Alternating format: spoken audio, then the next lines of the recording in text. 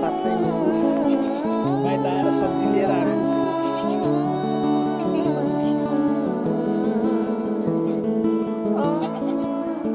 बाबा चाहिँ उता बारीबाट घाँस ल्याएर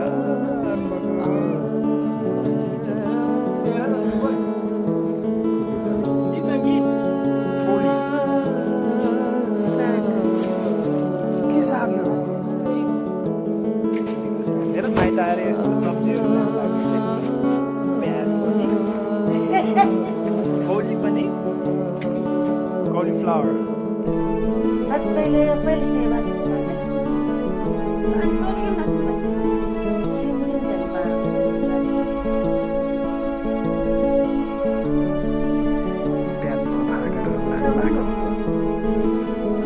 भारदेवको रातो घर होमस्टे आउनुहोस् तपाईहरु पनि घुम्नको लागि भारदेवको कोन्जेसम गाउँपालिकामा माथि हुसु लागेको डाँडामा चाहिँ त्रिनेत्र बुद्धको मूर्तिहरू छन्। कोन्जेसम गाउँपालिका यो चाहिँ लेक साइड यस्तो दामी चिसो मौसम